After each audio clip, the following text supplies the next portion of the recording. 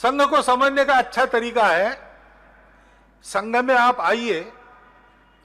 संघ एक खुला संगठन है, उस आने के फी नहीं लगती, कोई औपचारिक प्रवेश की और बात नहीं है, उसमें फॉर्म वगैरह भरना नहीं पड़ता। शाखा में आना शुरू करें, आप संघ में आ गए। संघ को अंदर से देख सकते, 6 महीना, साल भर, 2 साल, पक्का देख लो अपनी आंखों से, स्वयं अनुभव करो, तब संघ ठीक से समझ में आता है। जैसे चीनी कितनी मीठी है इस पर ग्रंथ लिखे जा सकते हैं, भाषण भी हो सकता है, उसकी केमिस्ट्री क्या है, उसका फॉर्मूला क्या है, सब बताया जा सकता है।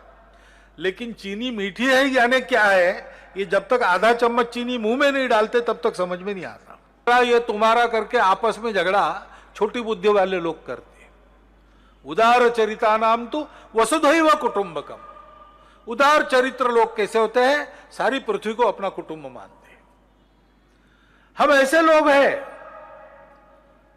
लेकिन हमारे में विविधता है, ये हमारा वैशिष्ट्य है। लेकिन इन कपड़ों के अंदर, इन बदली हुई पक्के घरों के बस्तियों के बीच में, आज के वातावरण में, आज के ज्ञान में भी सारी दुनिया से स्पर्धा करने वाले हम वही प्राचीन काल से जंगलों में, खेतों में रहने वाले हमारे पूर्वज ऋषि मुनियों के वंशज है। हम सबके पूर्वज समान है। आज का विज्ञान डीएनए मैपिंग के बाद कहता है,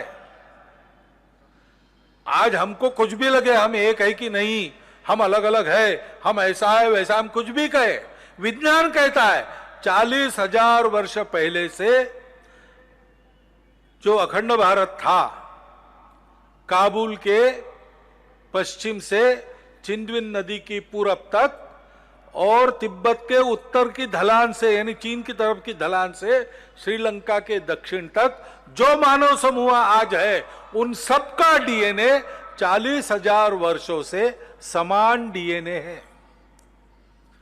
यानी तब से कम हमारे पूर्वज समान है।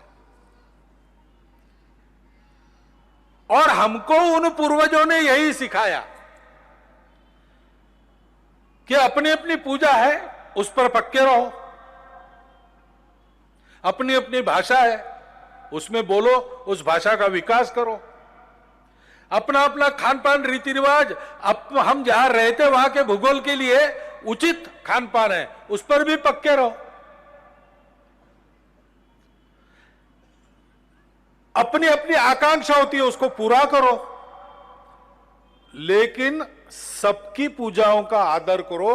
सबकी पूजा उतनी ही सत्य है जितनी मेरी सत्य है, ऐसा स्वीकार करो। किसी की पूजा को बदलने का प्रयास मत करो। अगर भारत पर संकट आए तो हम अपने झगड़े भूल जाते हैं। आज भी सब भूलकर संकट के प्रतिकार में इकट्ठा हो जाते हैं। फिर संकट वो आसमानी हो, कोरोना जैसा, कोई सामने दिखने वाला चढ़ाई तो कर नहीं रहा था, एक बीमारी थी। लेकिन उस बीमारी के समय सारा देश एक बनके उसके विरोध में खड़ा रहा। क्या सरकार, क्या प्रशासन, क्या विभिन्न पार्टियां, क्या सामान्य लोग, सब लोग कोरोना को भगाना है, कोरोना को अंदर नहीं आने देना है, इस निर्धार से 2 साल सब प्रकार के कष्ट सहन करके रहे। या 4 बार लड़ाई हुई, पहली बार चीन ने आक्रमण किया, उसके भी पहले पाकिस्तान ने किया था। लेकिन हम लोग स्वतंत्रता के नए उत्साह के उधेड़-बुन में थे। लेकिन चीन का आक्रमण बाद में पाकिस्तान से हुई 2 लड़ाइयां, कारगिल की लड़ाई, आपस के सब भेद हम भूल गए, देश संकट में खड़े हो गए। चीन के आक्रमण के समय तमिलनाडु में मुख्यमंत्री थे अन्नादुराई। उनकी पार्टी वो द्रविडियन पार्टी कहलाती है। वो कहते हैं तमिलनाडु अलग है, भारत अलग है।